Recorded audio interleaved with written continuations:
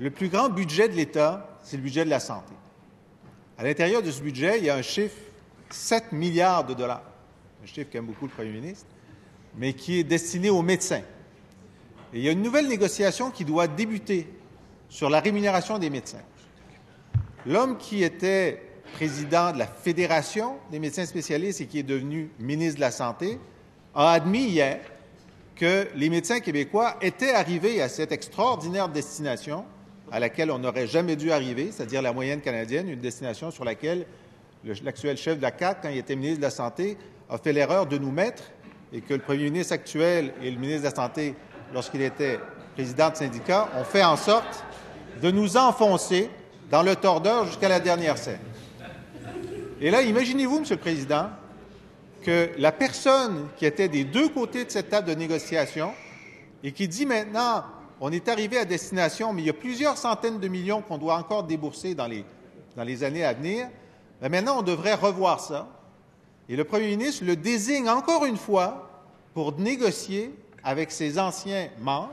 Le premier ministre ne voit-il pas que c'est la dernière personne à qui il devrait confier ce mandat-là? N'a-t-il personne d'autre à qui confier ce mandat? Monsieur le Premier ministre. Quelques petites corrections. D'abord, on est d'accord, je crois que l'ensemble des citoyens également, y compris, je crois, une bonne partie de la profession médicale, que cet objectif qui a été fixé il y a quelques années par notre collègue, maintenant chef de la deuxième opposition, j'arrête pas de faire la même erreur, opinion, opposition. Et je ne suis pas sûr qu'il va se faire des amis dans son parti politique avec ce qu'il a dit sur l'époque du gouvernement péquiste de l'époque, mais enfin, je lui laisse ses déclarations. Mais ce que je vais dire aujourd'hui, c'est important, je crois. Il faut maintenant, ayant fait ce constat que le rattrapage, qui n'est pas la moyenne, mais qui est ajusté selon le coût de la vie et toutes sortes de calculs que notre collègue connaît peut-être ou non, il pourra s'informer, va être chapeauté par un comité de négociation en bonne et due forme, avec un négociateur en bonne et due forme désigné par le Conseil du Trésor. Le ministre de la Santé, bien sûr, va y participer avec des observations techniques ou des conseils techniques, mais ce négociateur sera M. Maurice Charlebois, qui est bien connu, je crois, et respecté par tout le monde ici. Donc, c'est cette personne avec un groupe d'experts, notamment du Trésor et de la Santé. Il faut quand même bien que le ministère de la Santé donne son opinion sur les impacts de certains enjeux de négociation, qui va assurer la supervision de cette négociation, qui est importante parce que ce que nous voulons faire, effectivement, c'est récupérer certaines sommes, non pas pour les enfouir dans l'immense sac à main ou sacoche, comme disait Mme Jérôme Forget du gouvernement, mais les réinjecter dans les services directs à la population, notamment auprès des personnes vulnérables. Je crois que c'est un objectif qui est le bon, mais je veux rassurer mon collègue. Mon collègue de la Santé a de grandes qualités et je l'admire beaucoup en passant pour ce qu'il a fait avec le réseau depuis son arrivée à son poste. Mais il fera partie d'un groupe de négociation qui sera piloté par Maurice Charlebois. Je ne pense pas que le ministre de la Santé actuel ait déjà été dans une réunion qu'il ne dominait pas.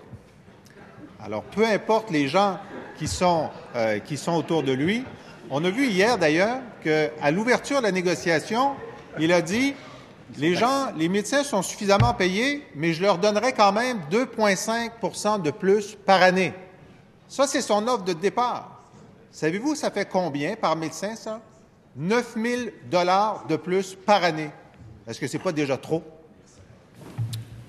Monsieur le Premier ministre. Je pense que notre collègue de la Santé et des services sociaux a posé la bonne question hier en demandant à la profession médicale de revoir le contrat social qui la lie à la Société du Québec.